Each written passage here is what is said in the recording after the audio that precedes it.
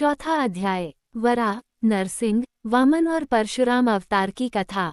अग्निदेव कहते हैं, वशिष्ठ, अब मैं वराहावतार की पापनाशिनी कथा का वर्णन करता हूँ। पूर्व काल में हिरण्याक्ष नामक दैत्य असुरों का राजा था। वह देवताओं को जीतकर स्वर्ग में रहने लगा। देवताओं ने भगवान विष्णु के पास जाकर उनकी स्तुति की। तब उन्होंने यज्ञवराह रूप धारण किया और देवताओं के लिए कंटकरूप उस दानव को दैत्योसहित मारकर धर्म एवं देवताओं आदि की रक्षा की। इसके बाद वे भगवान श्रीहरि अंतर्धान हो गए। हिरण्यक्ष के एक भाई था जो हिरण्यकशिपु के नाम से प्रसिद्ध था। उसने देवताओं के यज्ञ भाग अपने अधीन कर लिए और उन सबके अधिकार छीनकर वह स्वयं ही उनका उपभोग करने लगा। भगवान ने नरसिंह रूप धारण करके उसके सहायक असुरों से उस दैत्य का वध किया।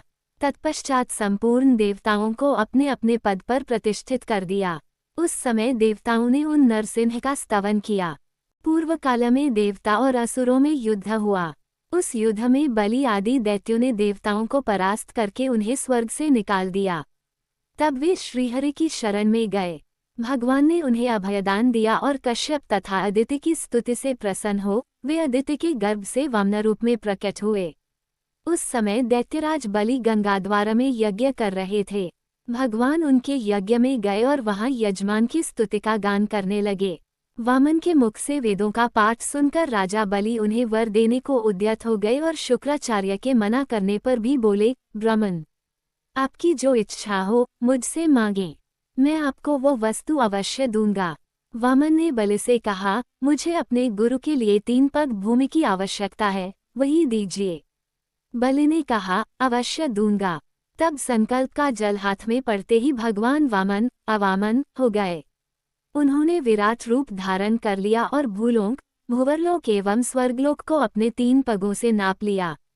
श्रीहरि ने बलि को सुतललोक में भेज दिया और त्रिलोकी का राज्य इंद्र को दे डाला। इंद्र ने देवताओं के साथ श्रीहरि का स्तवन किया। वे तीनों लोकों के स्वामी होकर सुख से रहने लगे। ब्राह्मण, अब मैं परशुराम अवतार का वर्णन करूंगा, सुनो। देवता और ब्राह्मण आदि का पालन करने वाले श्रीहरि ने जब देखा कि भूमंडल के क्षत्रिय उद्धत स्वभाव के हो गए हैं, तो वे उन्हें मारकर पृथ्वी का भार उतारने और सर्वत्र शांति स्थापित करने के लिए जमदग्नि के अंश द्वारा रेणुका के गर्भ से अवतीर्ण हुए। भृगुनंदन परशुराम शस्त्र विद्या के पारंगत विद्वान थे। उन दिनों कृतवीर्य का पुत्र राजा अर्जुन भगवान दत्तात्रेय जी की कृपा से 1000 बाहें पाकर समस्त भूमंडल पर राज्य करता था। एक दिन वो वन में शिकार खेलने के लिए गया। वहां वह बहुत थक गया।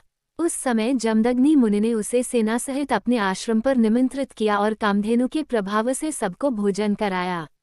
राजा ने मुनि से कामधेनु को अपने लिए मांगा, किंतु उन्होंने देने से इनकार कर दिया। तब उसने बलपूर्वक उस धेनु को छीन लिया। ये समाचार पाकर परशुराम जी ने हेहपुरी में जा उसके साथ युद्ध किया और अपने फरसे से उसका मस्तक काटकर रणभूमि में उसे मार गिराया। फिर वे कामधेनु को साथ लेकर अपने आश्रम पर लौट आए। एक दिन परशुराम जी जब वन में गए हुए थे, कृतवीर्य के पुत्रों ने आकर अपने पिता के वैर का बदला लेने के लिए जमदग्नि मुनि को मार डाला। जब परशुराम जी लौटकर आए तो पिता को मारा गया देख उनके मन में बड़ा क्रोध हुआ। उन्होंने 21 बार समस्त भूमंडल के क्षत्रियों का संहार किया। फिर कुरुक्षेत्र में 5 कुंड बनाकर वहीं उन्होंने अपने पितरों का तर्पण किया और सारी पृथ्वी कश्यप मुनि को दान देकर वे महेंद्र पर्वत पर रहने लगे। इस प्रकार कूर्म, वराह, नरसिंह, वामन तथा परशुराम अवतार की कथा सुनकर मनुष्य स्वर्गलोक में जाता है। इस प्रकार आदि आग्नेय महापुराण में वराह गिराया। फिर वे कामधेनु को साथ लेकर अपने आश्रम पर लौट आए। एक दिन परशुराम जी जब वन में गए हुए थे, कृतवीर्य के पुत्रों ने आकर अपने पिता के वैर का बदला लेने के लिए जमदग्नि मुनि को मार डाला। जब परशुराम जी लौटकर आए तो पिता को मारा गया देख उनके मन में बड़ा क्रोध हुआ। उन्होंने 21 बार समस्त भूमंडल के क्षत्रियों का संहार किया। फिर कुरुक्षेत्र में 5 कुंड बनाकर वहीं उन्होंने अपने पितरों का तर्पण किया और सारी पृथ्वी कश्यप मुनि को दान देकर वे महेंद्र पर्वत पर रहने लगे।